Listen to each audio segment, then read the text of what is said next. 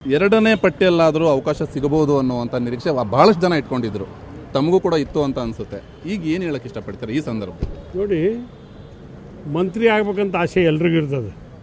136 ಜನ MLAಗಳು ಇವತ್ತು ಕಾಂಗ್ರೆಸ್ ಕುಟುಂಬ. ಇವತ್ತು AICC ಅಧ್ಯಕ್ಷರು ರಾಹುಲ್ ಗಾಂಧಿ ಸಾಹೇಬರು ಮತ್ತು ಅದೇ ರೀತಿಯಾಗಿ ವೇಣುಗೋಪಾಲ್ ಅವರು ಮತ್ತು ಸನ್ಮಾನ್ಯ ರಣದೀಪ್ ಸಿಂಗ್ ಸುರ್ಜೇವಾಲಾ ಕೂಡ ಒಂದು ಪಟ್ಟಿಯನ್ನು ಕಳಿಸ್ಕೊಟ್ರ. ಮುಖ್ಯಮಂತ್ರಿ DK ಶಿವಕುಮಾರ್ ಸಾಹೇಬರು, ಮಾಜಿ ಮುಖ್ಯಮಂತ್ರಿ ಅಂತ ಸಿದ್ದರಾಮಯ್ಯ ಸಾಹೇಬರು, ನಮ್ಮ KPC BK ಹರಿಪ್ರಸಾದ್ ಸಾಹೇಬರು ಕೂತ್ಕೊಂಡು ಎಲ್ಲರೂ ಕೂಡ ಚರ್ಚೆ ಮಾಡಿ ಒಂದು 2-3 ಮೀಟಿಂಗ್ ಆಗಿದೆ. ನಾವು ಕೂಡ ಮಂತ್ರಿ ಆಗಬೇಕನ್ನುವಂಥ ಬಯಕೆಯಲ್ಲಿದ್ವಿ. ಆದರೆ ಹೈಕಮಾಂಡ್ ಏನು ನಿರ್ಣಯ ತಗೋತೈತೆ ಅದು ಭದ್ರಾಗಿರ್ಬೇಕಾಗತ್ತೆ. ಮತ್ತು ಎಲ್ಲರೂ ಮಂತ್ರಿ ಆಗಲಿಕ್ಕೆ ಎಲ್ಲರೂ ಅರ್ಹರದಾರ. ಇವತ್ತು 20 ಜನ ಏನು ಓದ್ ತೊಗೊಳಕತ್ತಾರ ಅವ್ರಿಗೆಲ್ಲ ಶುಭಾಶಯ ಕೊಡ್ತೀವಿ. ಇವತ್ತು ಮಾಜಿ ಮುಖ್ಯಮಂತ್ರಿಗಳು ಹುಟ್ಟುಹಬ್ಬ ಇತ್ತು, ಶುಭಾಶಯ ಕೊಡಲಿಕ್ಕೆ ಬಂದಿದ್ವಿ. ಆದ್ರೆ ಒಂದು ಹೇಳ್ಬಿಡ್ತೀನಿ, ಯಾರನ್ನ ಮಾಡಿದ್ರು ಕೂಡ ಈ ಕರ್ನಾಟಕದಲ್ಲಿ ಸಮರ್ಥವಾಗಿ ಸರ್ಕಾರವನ್ನು ನಡೆಸ್ತಕ್ಕಂಥ ಪ್ರಯತ್ನ ಮಾಡ್ತೀವಿ.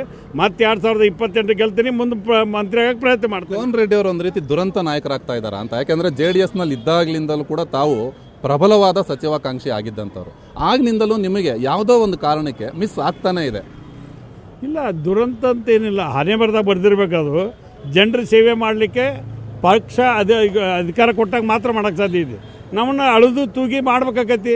ಇವತ್ತು ನಮ್ಮ ಕೆಲಸಗಳು, ನಾವು ಕರ್ತವ್ಯಗಳು, ನಾವು ಜನಸೇವೆಯನ್ನು ಹೆಂಗೆ ಮಾಡ್ತೀವಿ ಅದ್ರ ಮೇಲೆ ಇವತ್ತು ಹೈಕಮಾಂಡು ಮತ್ತು ಇದು ಕೂಡ ತೀರ್ಮಾನ ಮಾಡ್ತಾರೆ. ಅದಕ್ಕೆ ನಾವು ಭದ್ರಾಗಿರ್ತೀವಿ. ಸಚಿವ ಸ್ಥಾನ ಅಂತೂ ಮಿಸ್ ಆಯಿತು.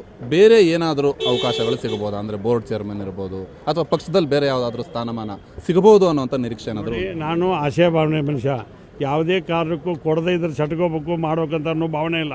ನನ್ನ ಭಾವನೆ ಏನು, ಯಾವುದೇ ಹುದ್ದೆ ಕೊಡಲಿ, ನನಗೆ ಪಕ್ಷದರೇ ಕೊಡಲಿ, ಸರ್ಕಾರದವ್ರು ಕೊಡಲಿ, ಸಮರ್ಥವಾಗಿ ಕೆಲಸ ಮಾಡ್ತಕ್ಕಂಥ ವ್ಯವಸ್ಥೆ ನನ್ನ ಕಡೆ ಇದೆ. ಅದನ್ನು ಮಾಡುವಂಥ ಪ್ರಯತ್ನ ಮಾಡ್ತೀವಿ.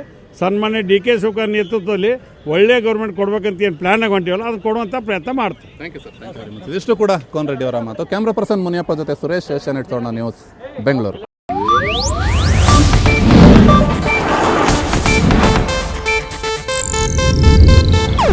ಇದು ಏಷ್ಯಾನೆಟ್ ನ್ಯೂಸ್ ನೆಟ್ವರ್ಕ್ ಪ್ರಸ್ತುತಿ.